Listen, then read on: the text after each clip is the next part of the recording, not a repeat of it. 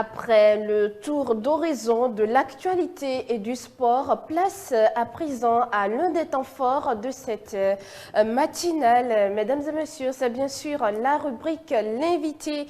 Alors, vous le savez, nos villes évoluent, grandissent, se modernisent, mais une question essentielle demeure: quelle place accordons-nous à la nature dans nos espaces urbains, fleurs, espaces verts, aménagement paysager? Au-delà de l'esthétique, ces éléments jouent un rôle essentiel et majeur dans la protection de l'environnement, l'amélioration du cadre de vie et même le développement économique et local. Alors, comment les fleurs peuvent-elles contribuer à construire des villes plus durables, plus agréables et plus résilientes? Pour en parler, ce matin, nous recevons Virgile Aïdjiroundé. Il est forestier, paysagiste, aménagiste.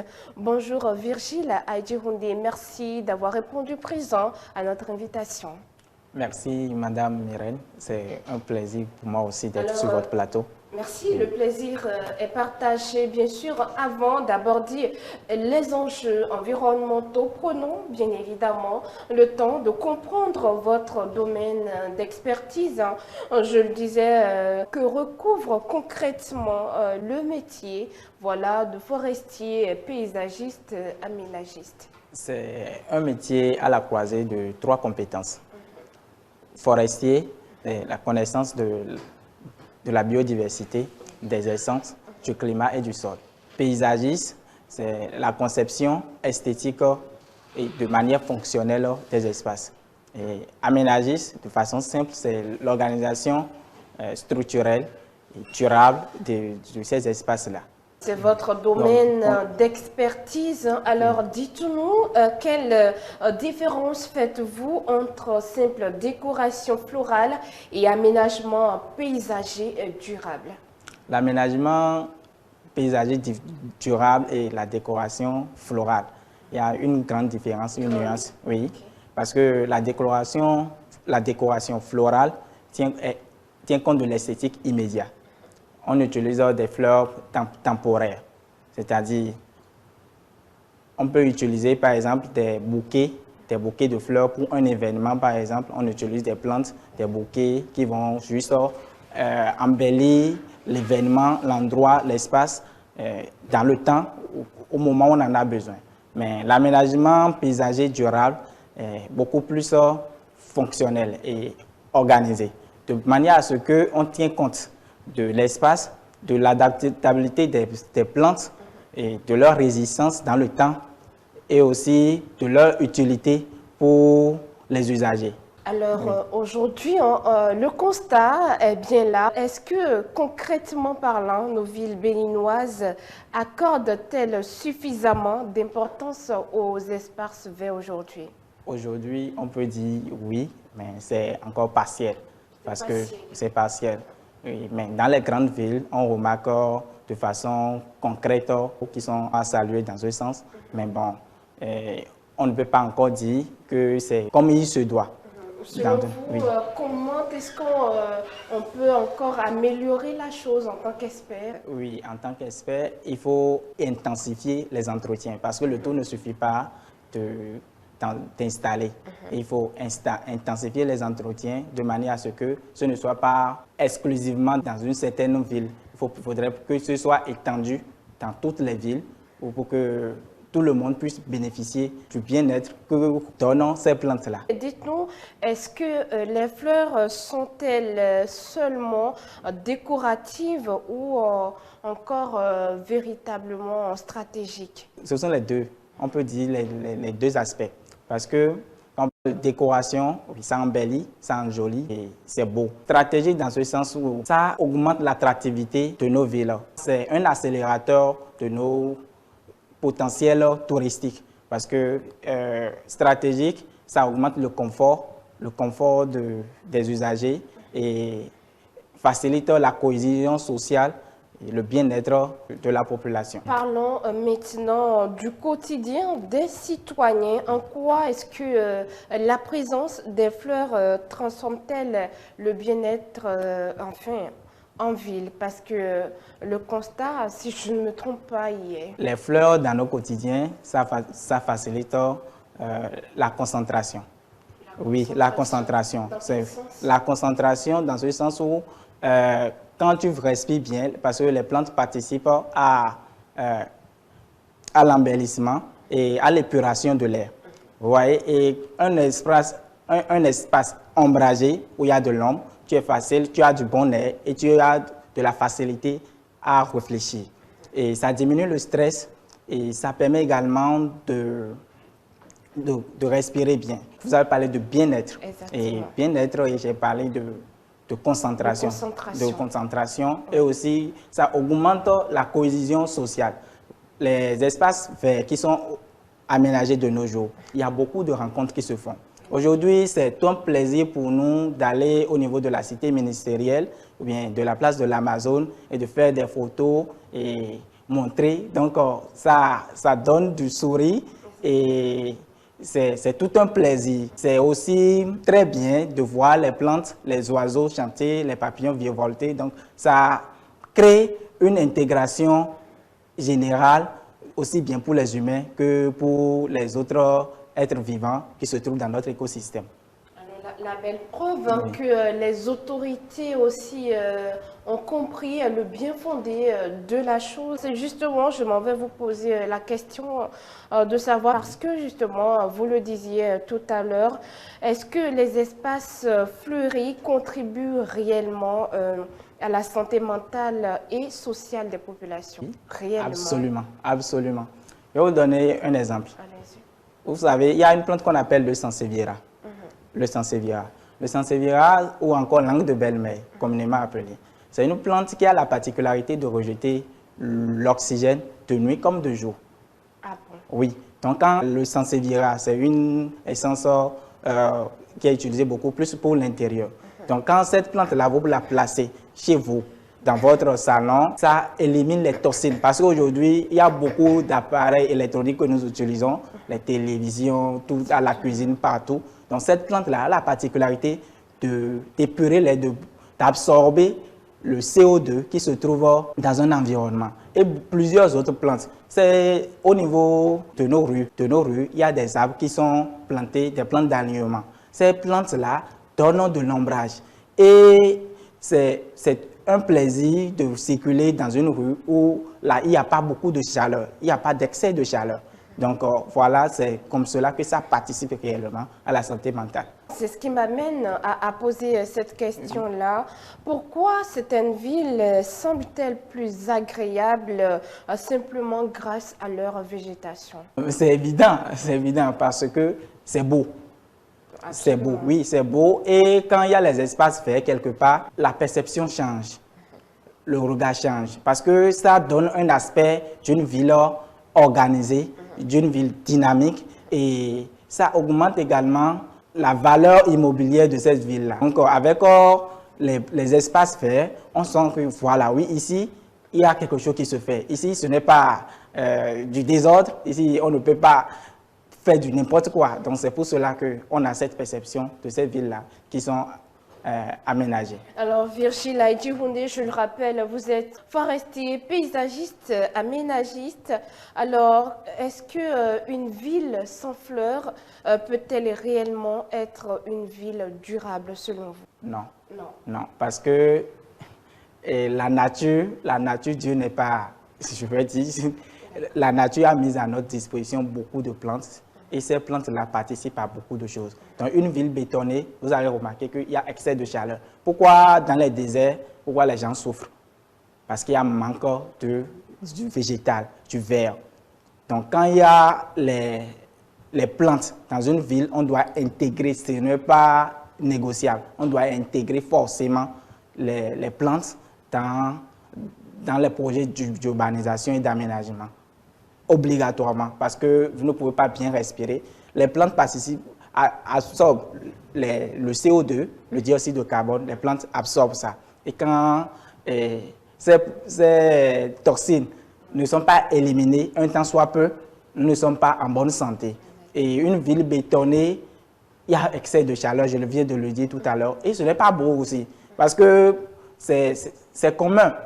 Toute personne qui veut, quand on veut faire des photos, c'est systématique, on aime avoir un arrière-plan vert, et c'est joli. Donc, une ville bétonnée ou bien une ville sans les plantes, ce n'est pas...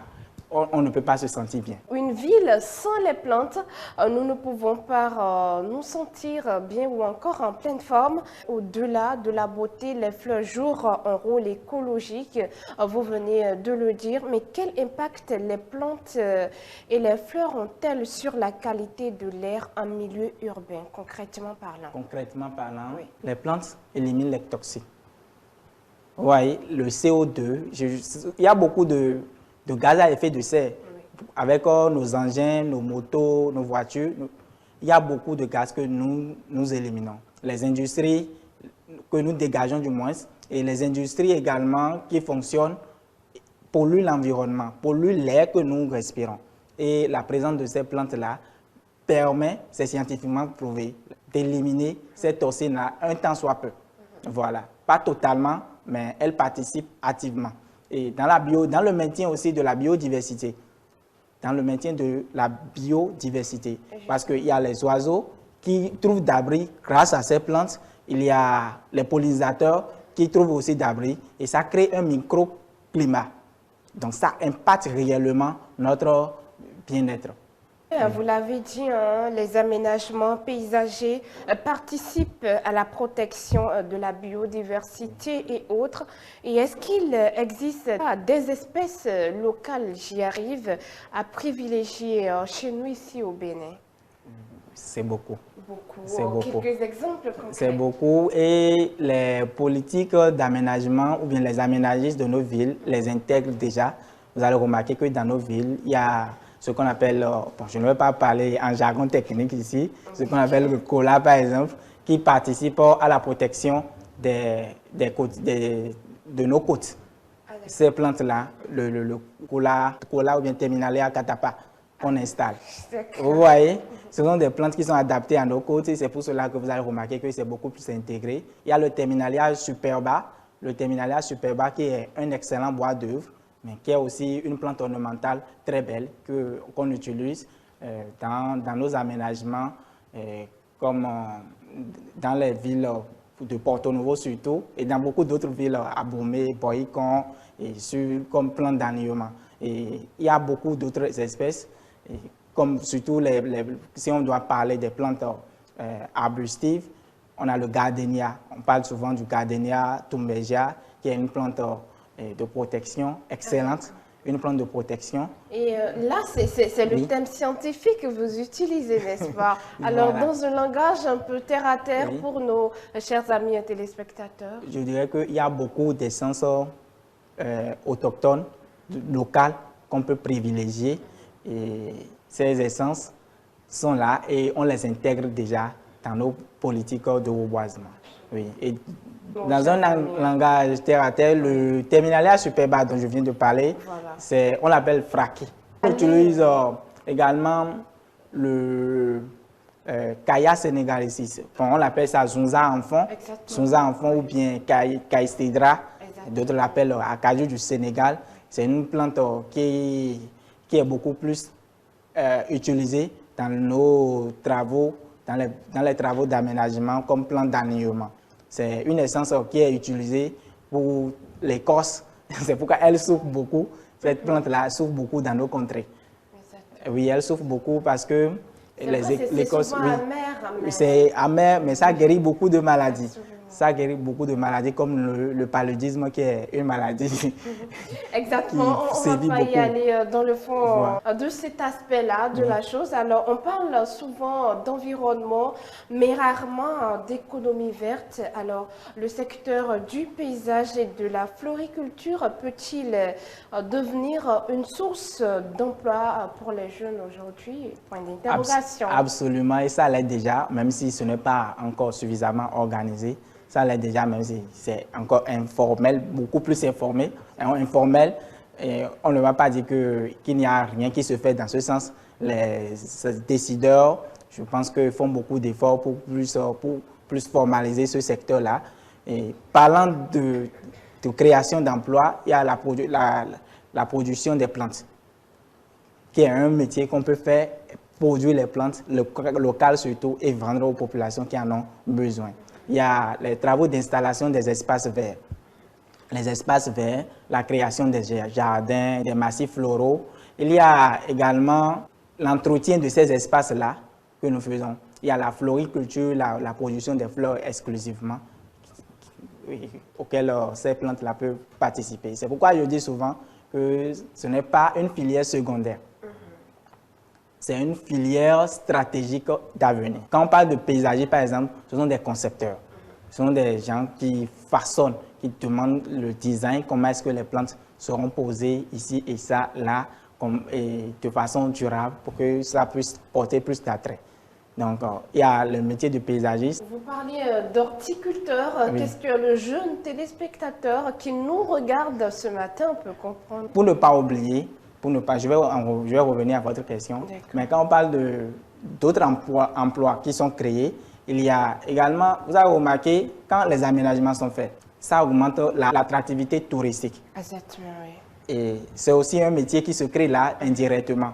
Vous voyez, parce que les guides touristiques, c'est parce qu'il y a un endroit à visiter et aménagé beau qu'il y a de guides touristiques pour amener quelqu'un et le visiter.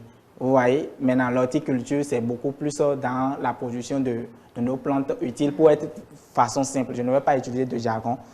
Nos plantes essentielles, les plantes maraîchères, le piment, le bananier, nos plantes utiles que nous utilisons quotidiennement, le chou, la carotte, tout ça. Donc ça rentre dans l'horticulture. D'accord. Alors, végétaliser une ville reste un défi, justement, si on doit se référer à notre développement depuis le début de cet entretien. Alors, dites-nous quelles sont les principales difficultés rencontrées dans l'aménagement paysager urbain. Aujourd'hui, j'ai parlé du secteur qui est encore peu organisé et beaucoup plus dans l'informel. Donc ça fait que ce n'est pas beaucoup très encadré, ce n'est pas beaucoup encadré. Et il y a le manque de financement et d'accompagnement des acteurs locaux. Vous voyez, et il manque aussi plus de sensibilisation pour que les gens comprennent que ce sont les plantes locales qui seront plus priorisées dans les aménagements. Quand quelqu'un veut plus ce qui vient d'ailleurs, mais ce n'est pas encore ça. Il manque encore plus de sensibilisation. J'ai parlé d'organisation, de manque d'accompagnement financier. Donc, c'est ce que je peux dire. Est-ce qu'il y a des efforts qui se font dans ce sens? C'est à une phase, on peut dire, embryonnaire, à une étape en quelque sorte embryonnaire.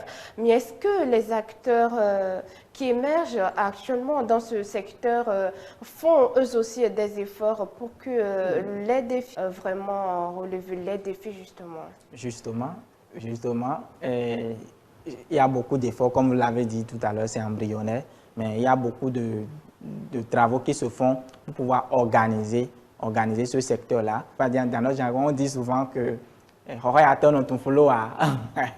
chez nous, parce qu'un locataire n'a pas le droit à planter les fleurs. Ou bien ça se dit souvent. Moi, comme je suis en location, je ne peux pas planter les fleurs. Alors qu'aujourd'hui, il y a des solutions simples. Utiliser ces plantes-là dans des pots de fleurs esthétiques. Et quand vous voulez déménager, vous bougez encore avec ces plantes-là. C'est aussi ça, une solution aussi très simple et efficace. Alors, comment est-ce qu'on peut concilier modernisation urbaine et respect de la nature selon vous? La modernisation urbaine ne doit pas tout détruire. Ne doit pas tout détruire. Parce que c'est pour cela qu'on préconise la planification. Et il faut intégrer dans les projets d'aménagement, bien avant des villes, quand on parle d'aménagement, il faut intégrer les espaces verts. Il ne faut des plantes d'alignement. Ça ne doit pas être négociable. Vous voyez, on ne va pas planter tout bétonné, tout cimenté et après encore commencer par souffrir. Donc, c'est non négociable, je le dis. C'est non négociable. Oui. Alors, au-delà, on a eu à parler de l'implication des autorités dans ce secteur. Alors, au-delà des autorités, chaque citoyen peut-il agir?